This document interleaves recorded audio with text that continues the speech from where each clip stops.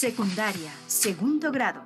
Tecnología, la técnica en innovación constante.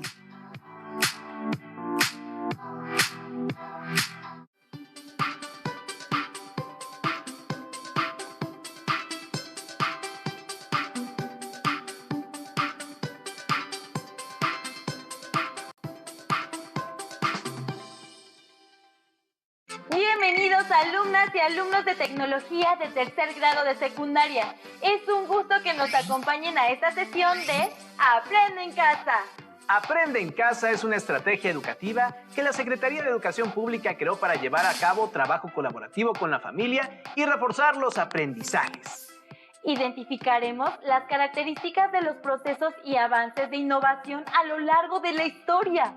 La tecnología en educación básica se divide en campos tecnológicos, agropecuarias y pesqueras, de alimentos, producción, construcción, información o comunicación.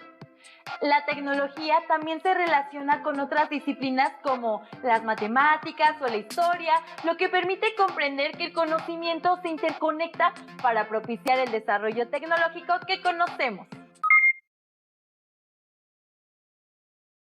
Considera el siguiente experimento. Tenemos dos pedazos de metal, cobre y zinc, que vamos a conectar usando cables conductores. Y ahora sumergimos los metales en un electrolito, en este caso vinagre.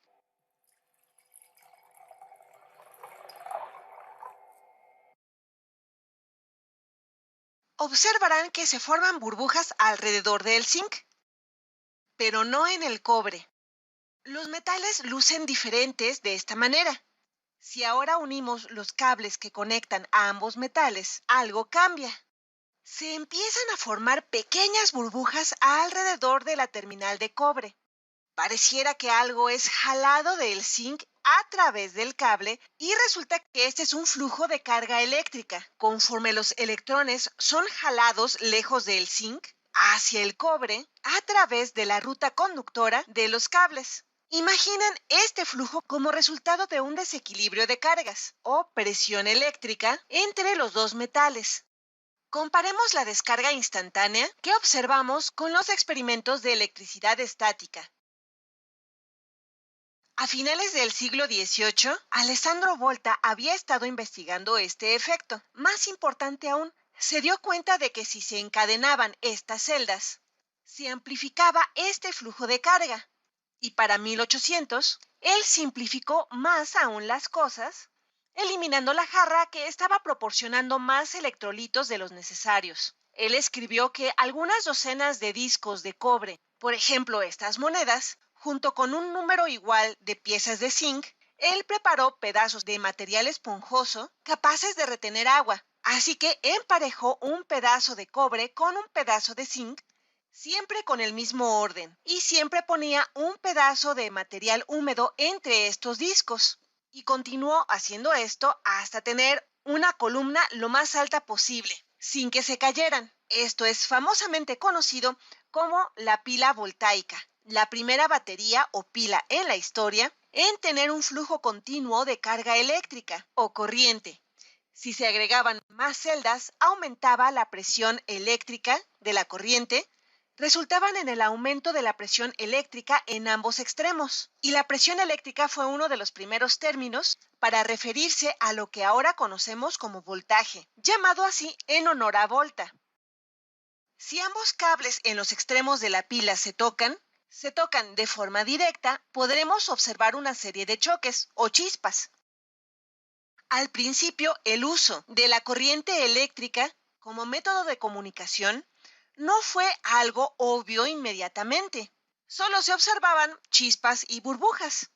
Una idea fue usar la presencia de burbujas para representar letras, y el telégrafo de burbujas usó este método, aunque involucraba 26 circuitos diferentes, uno para cada letra, y se basaba en el hecho de que la batería o la pila que proporcionaba la corriente podía colocarse alejada de las jarras o de los recipientes que contenían las terminales que producían las burbujas. Fue un invento ingenioso, aunque no muy práctico y nunca se usó. Pero pronto todo cambiaría, después de una famosa demostración en 1819. se encontró que si pasábamos un cable cerca de una brújula y conectábamos este cable a una pila, en el instante en el que el cable hace contacto con la pila, se movía la aguja, sin tener contacto físico alguno.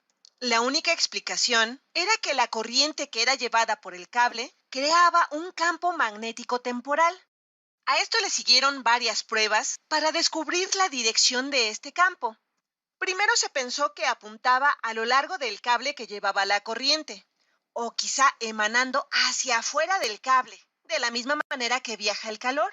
Pero después se descubrió que estaba viajando alrededor del cable, en círculos perpendiculares. Así que un lazo de cable crearía un campo magnético que apunta a través del centro de este lazo, girando hacia afuera. Esto se convirtió en un galvanómetro, que se diseñó para detectar y medir corriente eléctrica. Simplemente era un rollo de cable o una bobina con una brújula suspendida en el centro. Cuando se aplicaba corriente eléctrica a la bobina o al cable enrollado, se creaba un campo magnético al centro del cable, rodeándolo por afuera, de manera que la aguja siempre apuntaba de forma perpendicular a la dirección de la fuerza, que se encontraba en equilibrio a ambos lados de la aguja. Y mientras más fuerte era la corriente, más grande sería el movimiento o el desplazamiento de la aguja. Y para 1824, William Sturgeon demostró una forma de aumentar la fuerza de este campo simplemente enrollando un cable conductor alrededor de un pedazo de acero, que podría ser un clavo. Se podría amplificar la fuerza magnética porque el acero es un mejor medio para apoyar la formación de un campo magnético. A esto le llamamos permeabilidad. Y al enrollar varias veces el cable alrededor del clavo, se puede aumentar la fuerza del campo miles de veces. Esto se conoce como un electroimán. Así que de pronto era posible crear un campo magnético que podía mover agujas con precisión y fuerza usando una corriente eléctrica aplicada a la distancia, usando un cable enrollado largo y una batería potente. En ese entonces, nuestra comprensión de la información estaba en sus inicios. Las personas pensaban en la información de un mensaje como el número de letras en un mensaje. Así que la meta era intuitiva: ver quién podía encontrar una forma rápida de transmitir letras. Y quien tuviera el sistema más rápido, entonces podría reducir el costo por mensaje para el receptor usando este sistema. Y una mina de oro esperaba para aquella persona que lograra hacer esto primero. Existen diferentes tipos de baterías, por ejemplo, de plomo ácido, de níquel cadmio y de iones de litio. Su utilidad es diversa: para el encendido de un automóvil, para que funcione el control remoto de la televisión o para que encienda un teléfono celular. La innovación de la técnica se observa también cuando ocurren conflictos bélicos. Aunque sabemos es mejor promover una cultura de paz entre las personas, comunidades, estados y países. Veamos el siguiente video. La Gran Guerra, que posteriormente fue conocida como la Primera Guerra Mundial, enfrentó a las naciones con intereses imperialistas. Grandes potencias como Gran Bretaña, Francia y Alemania, entre otros, deseaban dominar los recursos económicos de las colonias en Asia y África y someter a otros países. Una de las consecuencias de este enfrentamiento militar a gran escala fue que la industria de estos países se puso al servicio de la guerra y crearon armas que eran más rápidas y mortíferas, como ametralladoras, granadas, tanques, aviones, buques y submarinos e incluso armas químicas. Las armas químicas generaron mucho temor entre las tropas, pues se trataba de un arma misteriosa que causaba efectos distintos a los de las armas convencionales, y para protegerse de esos gases mortíferos se inventó la máscara antigas. Francia fue uno de los países que utilizó sustancias químicas durante la Primera Guerra Mundial. El agente químico fue lanzado primero con granadas de mano y después con granadas de fusil. No obstante, el volumen del agente tóxico era tan pequeño que su efecto era prácticamente nulo, sobre todo al emplearse al aire libre.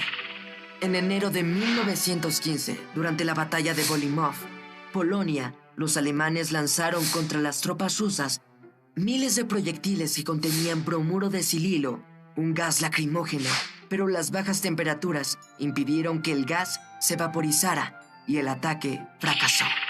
Fue hasta 1915, durante la segunda batalla de Ypres, en Bélgica, que las armas químicas dieron el resultado esperado.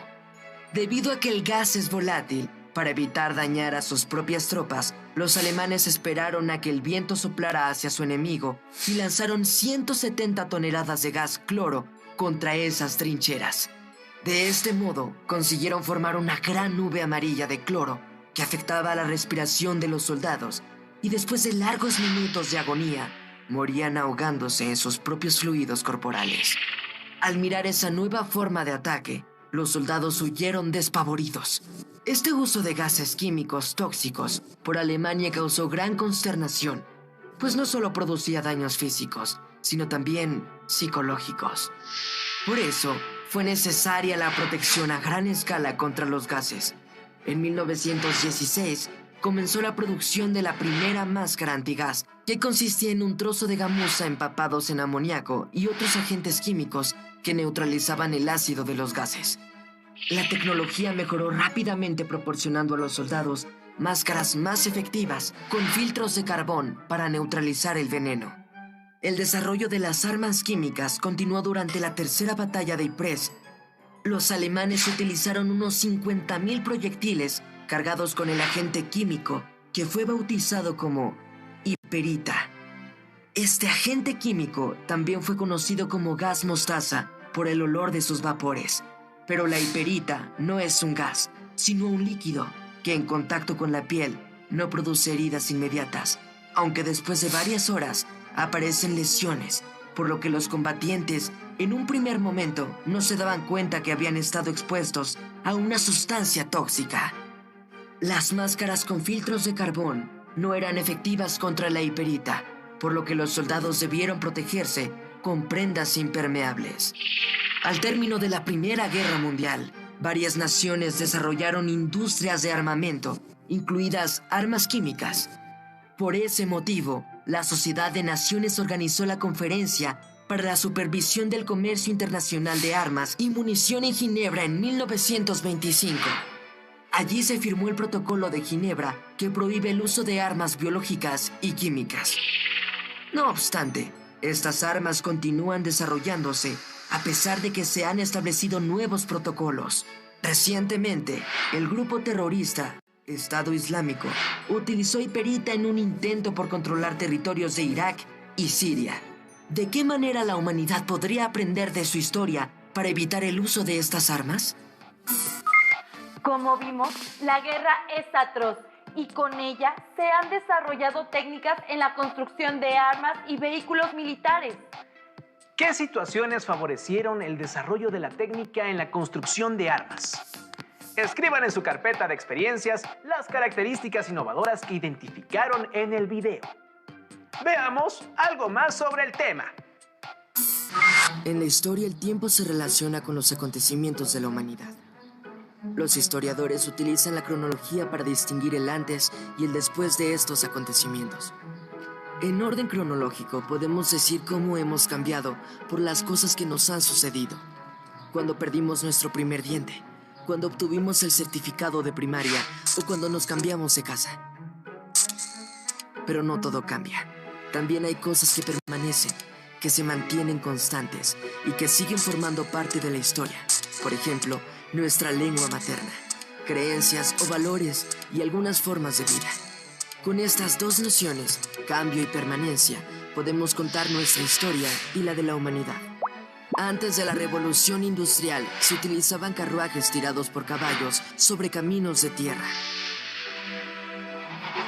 Durante la Revolución Industrial, la aparición de la locomotora y el desarrollo del ferrocarril revolucionaron el transporte. Con la aparición del automóvil, se hizo necesario modernizar los caminos, transformando el paisaje. Una consecuencia de la industrialización fue que las ciudades se convirtieron en el centro de la actividad económica. Los trabajadores migraron del campo hacia ellas. Hoy en día, en las ciudades de México, Guadalajara y Monterrey, se encuentra la mayor actividad económica y diariamente muchas personas deben trasladarse de las zonas vecinas hacia sus centros de trabajo. La migración internacional a gran escala fue otro cambio histórico que comenzó con la industrialización.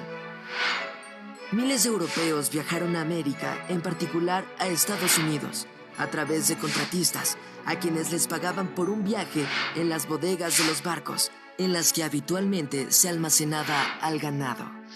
Así estos contratistas obtenían sus ganancias con el transporte de migrantes que se empleaban en las obras del ferrocarril o en el trabajo de las minas.